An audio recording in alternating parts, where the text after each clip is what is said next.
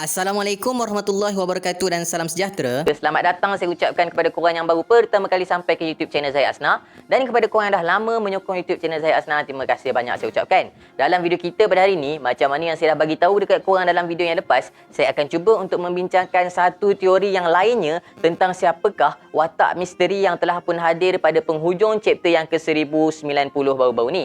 Yang mana dalam video yang lepas, saya cuba memberikan pandangan dan teori tentang watak tersebut adalah sebenarnya watak Karasumarenya. Tapi tak mustahil sekiranya watak itu adalah watak yang lain. So dalam video kita pada hari ini, apa yang saya akan kongsikan dengan korang semua ni adalah berdasarkan pendapat dan teori saya saja, berdasarkan rujukan-rujukan daripada cerita Detektif Conan sendiri dan daripada manga Detektif Conan. So kalau korang rasa ada sebarang kekurangan ataupun penambahan yang korang nak lakukan, boleh je drop dekat ruangan komen di bawah. Dan kalau korang rasa ada pendapat korang yang sendiri yang korang nak kongsikan pun, jangan malu, jangan segan, boleh je drop dekat ruangan komen di bawah. Tapi sebelum tu, kepada korang yang tak subscribe lagi YouTube channel Zahid Asna, jangan lupa untuk menekan butang subscribe di bawah supaya YouTube channel Zahid Asna dapat berkembang dengan lebih maju lagi dan supaya lebih ramai orang yang mengetahui tentang perkembangan terkini Detektif Conan.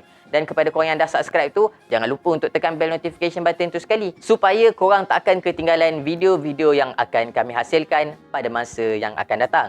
So tanpa melengahkan masa lagi, mari kita memulakan teori kita pada hari ini.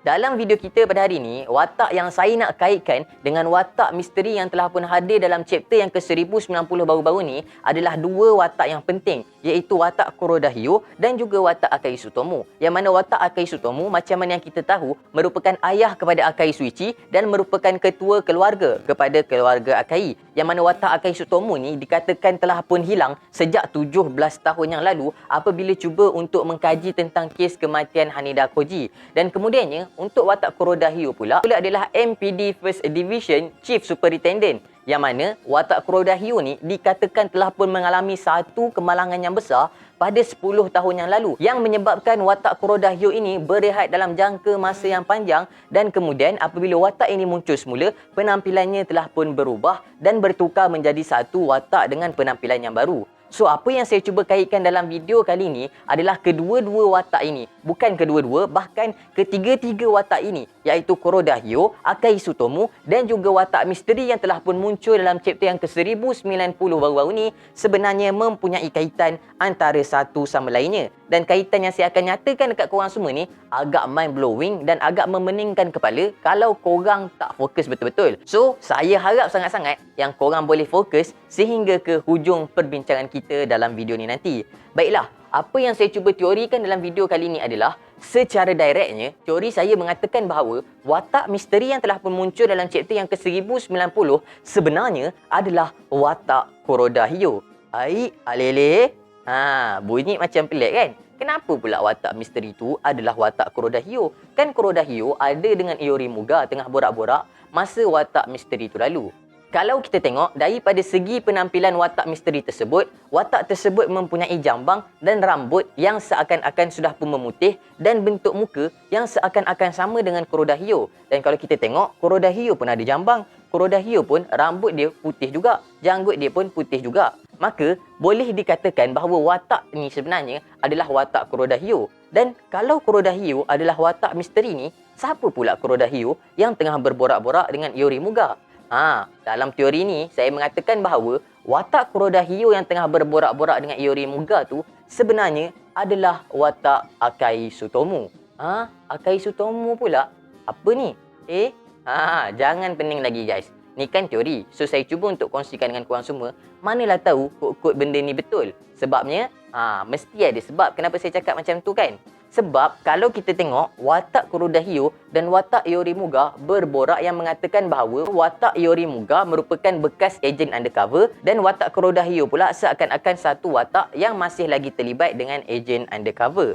Tapi watak Iorimuga ni tidak diberitahu pun secara spesifiknya sama ada watak ini adalah ejen PSB ataupun ejen-ejen yang lainnya, atau mungkin watak ini adalah ejen MI6. Sebab kalau kita tengok pada permulaan kemunculan Yorymuga, watak ini seakan-akan mempunyai ilmu dan fasih dengan ilmu pengetahuan negara-negara barat seperti London dan juga England. Yang mana watak Yorymuga ni dikatakan mempunyai ilmu pengetahuan seakan-akan merupakan seseorang yang telah pun berkhidmat di luar negara di bahagian barat untuk sesuatu jangka masa yang panjang pada kali pertama watak ini diperkenalkan kepada kita semua. Dan yang mengatakan watak Yorymuga ni adalah seorang ejen PSB pun hanyalah anggapan daripada Conan Edogawa saja yang berfikir adakah dia juga daripada PSB setelah mendengar perbualan antara Kurodahyo dan juga Yorymuga. Tapi tak dijelaskan pun lagi kepada kita bahawa sememangnya ia adalah watak seorang anggota PSB.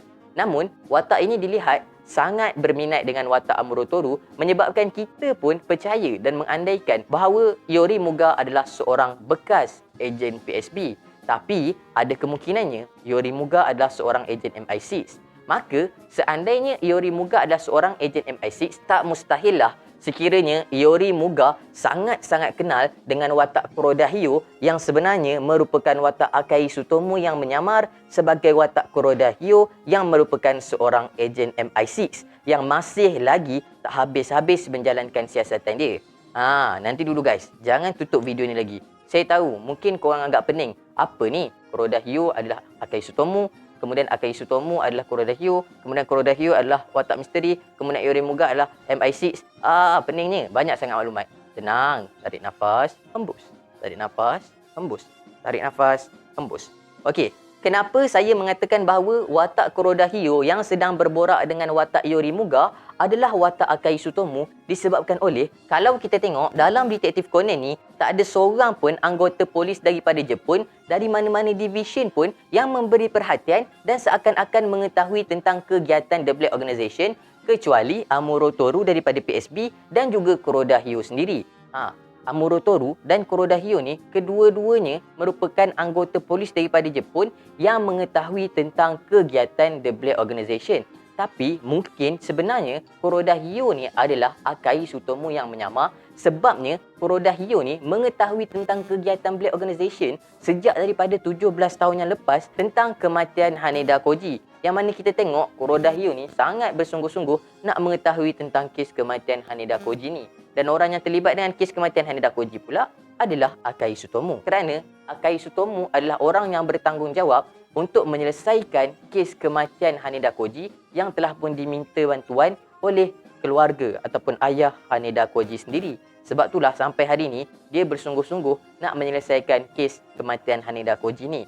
Okey guys, sebab utama kenapa saya mengatakan teori seperti ini adalah disebabkan oleh plot dan jalan cerita Gosho Aoyama itu sendiri. Okey, saya akan revise balik, saya akan ingatkan balik korang semua dengan plot dan jalan cerita Gosho Aoyama yang telah disajikan kepada kita semua sejak daripada watak-watak yang dulu lagi, macam mana watak jahat dan satu watak yang baik tu dibongkarkan. Mula-mula kita tengok dalam Arc Vermouth. Dalam Arc Vermouth, daripada sini lagi Gosho Aoyama telah pun menyajikan kita dengan doppelganger ni ataupun dengan penyamaran-penyamaran ni. Yang mana kalau kita tengok dalam Arc Vermouth lagi-lagilah memeningkan kepala. Dr. Araide Sensei yang kita sangkakan merupakan orang baik sebenar-benarnya adalah penyamaran daripada Vermouth sendiri.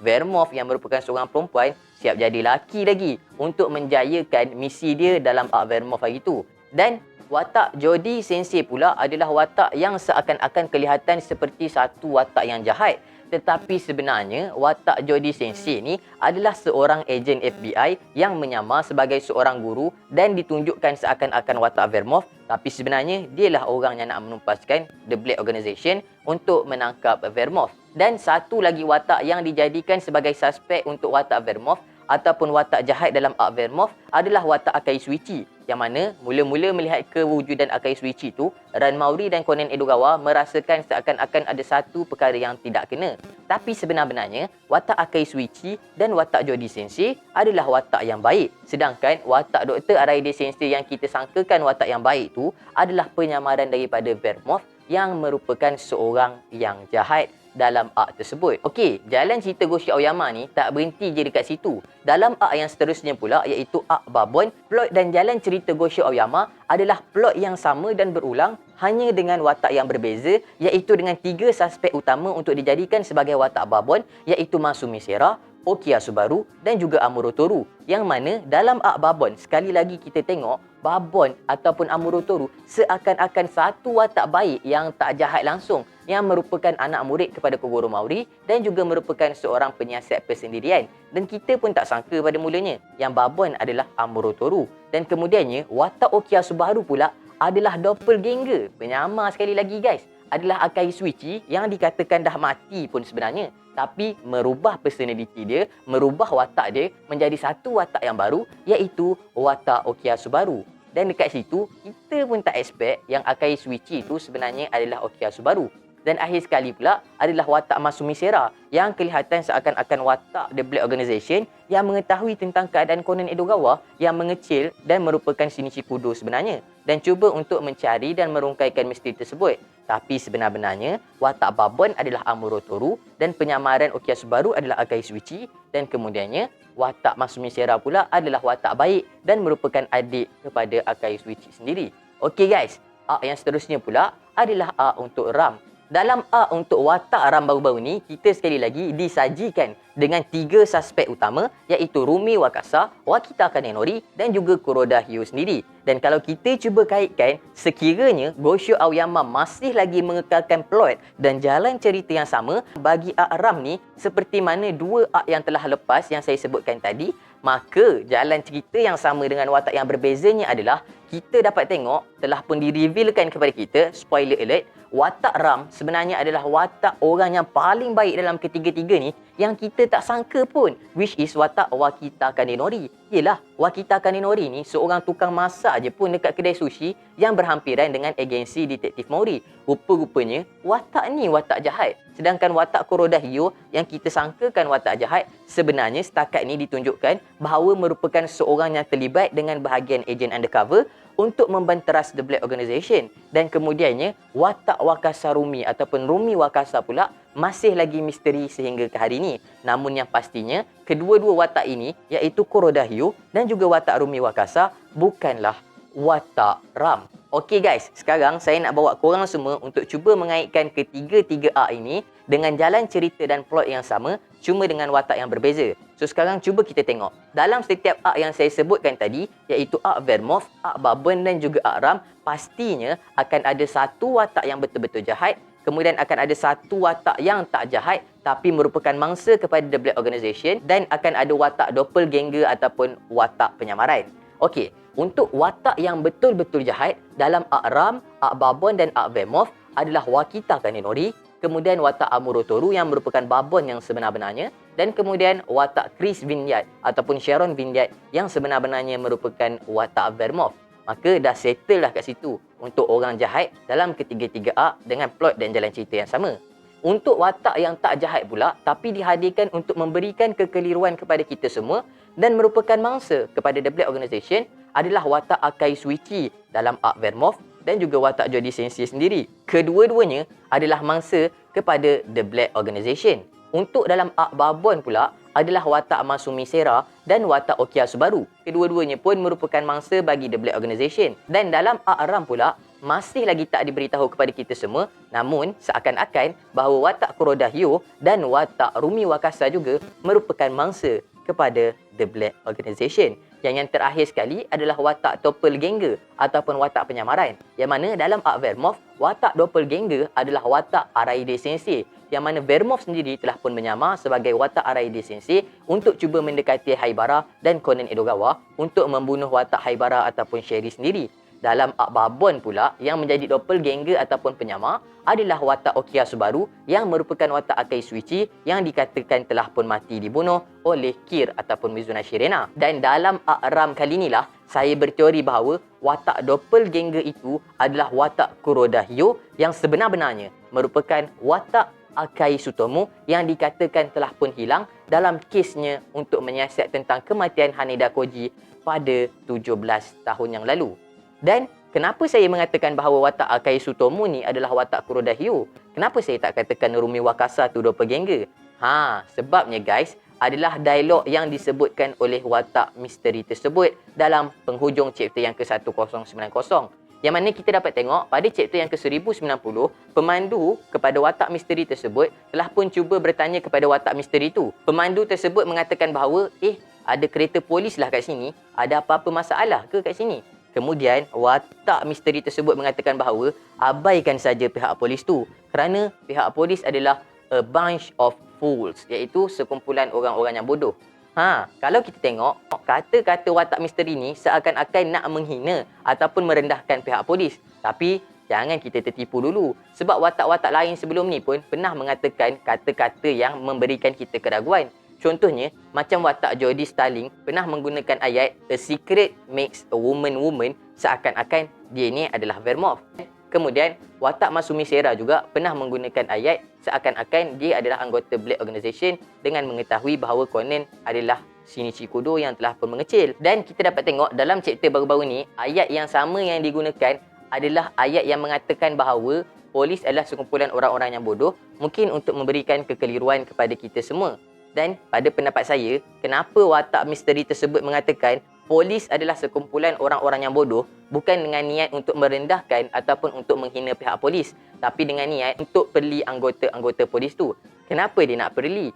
Disebabkan oleh tak ada seorang pun dalam kalangan anggota polis tu yang perasan bahawa Kuroda-hyo sebenar-benarnya bukanlah Kuroda-hyo tetapi adalah Akai Tsutomu. Sebab itulah watak misteri tu saya katakan adalah Kuroda-hyo, dan ayat itu adalah Kuroda-hyo sendiri yang katakan bahawa polis adalah sekumpulan orang-orang yang bodoh. Yelah, sebab polis ni tak perasan pun yang Kuroda-hyo ni sebenarnya masih lagi sakit dan belum sembuh lagi. Dan Kuroda-hyo yang ada dekat situ sebenarnya adalah Akai Tsutomu yang menyamar sahaja. Dan keadaan watak misteri tersebut yang hadir dengan memakai bekalan oksigen dengan rupa yang agak tua, tidak mustahil sekiranya dikatakan adalah watak Kuroda-hyo, kerana macam mana yang saya dah katakan tadi, Kuroda-hyo telah pun terlibat dengan satu kemalangan besar yang menyebabkan dia berehat selama 10 tahun lamanya. Yelah guys, cuba korang bayangkan, takkan sakit teruk-teruk lepas 10 tahun tiba-tiba terus sihat macam watak Kuroda-hyo yang sedia ada tu, cuma bahagian mata je yang rosak. Kalaulah betul-betul dia mengalami kebalangan yang berat sehingga 10 tahun lamanya nak kena berehat, mesti dia mengalami satu komplikasi yang teruk. Sama ada dia susah nak bernafas ke, ataupun dia kena jalan pakai tongkat ke, ataupun dia lumpuh ke dan sebagainya. Kalau tak, takkan sampai 10 tahun lamanya. So, dengan keadaan watak misteri ni yang memerlukan bantuan pernafasan dan dengan fakta bahawa Kuroda-hyo pernah mengalami satu kemalangan yang berat, maka saya berteori bahawa watak misteri ini sebenarnya adalah Kuroda-hyo, dan Kuroda-hyo yang sedia ada itu adalah watak Akai Tsutomu yang menyamar, dan watak Yorimuga sebenarnya adalah ejen MI6. Sebab itulah codename bagi Yorimuga adalah Sakakibara. Yang mana maksud bagi Sakakibara ni sebenarnya adalah satu kumpulan samurai daripada negara Jepun. Dan sebab kenapa ia digelar Sakakibara adalah kerana Yorimuga merupakan ejen MI6 yang wakil daripada Jepun. Sebab kalau kita tengok, nama untuk nickname ejen PSB tak ada pun guna nama-nama Jepun. Sama ada nama shinobi ataupun nama samurai. Sebab walaupun untuk watak Morotoru, nama gelaran dia adalah Zero sahaja, dan Kuroda-hyo pun hanya panggil dia dengan gelaran Babon. So, teori saya mengatakan bahawa setelah Akai Tsutomu berusaha untuk mengkaji tentang kemaidan Haneda Koji, Akai Tsutomu mendapati bahawa dalang bagi kes Haneda Koji ini adalah The Black Organisation, yang mana pangkalan bagi The Black Organisation adalah di Jepun. Dan Akai Tsutomu sebagai seorang ejen MI6 telah pun bekerjasama dengan Kuroda-hyo yang merupakan seorang anggota dalam ejen PSB dan meminta agar Akai Tsutomu dapat bekerjasama untuk menyelesaikan kes tersebut. Dan disebabkan oleh Kuroda-hyo telah pun mengalami satu kemalangan yang besar, maka Akai Tsutomu menggunakan kesempatan yang ada itu untuk menyamar sebagai watak Kuroda-hyo setelah 10 tahun kemudiannya untuk meneruskan kajian tentang kes kematian Haneda Koji, yang mana pada saat dan ketika ini dibangkitkan semula isu kes kematian Haneda Koji ini oleh seorang yang misteri. Maka teori saya mengatakan bahawa Kuroda-hyo yang sedia ada itu adalah Akai Tsutomu, dan watak misteri tersebut adalah watak Kuroda-hyo. So, terima kasih saya ucapkan kepada korang yang sudi menonton sehingga ke akhir video. Kalau saya ada sebarang kekurangan dan kesilapan dalam penyampaian, saya minta maaf banyak-banyak. Dan kalau korang ada info-info menarik, korang boleh je drop dekat ruangan komen di bawah. Semoga bertemu lagi dalam video yang akan datang. Akhir kalam dari saya, tiada Tuhan selain Allah. Assalamualaikum warahmatullahi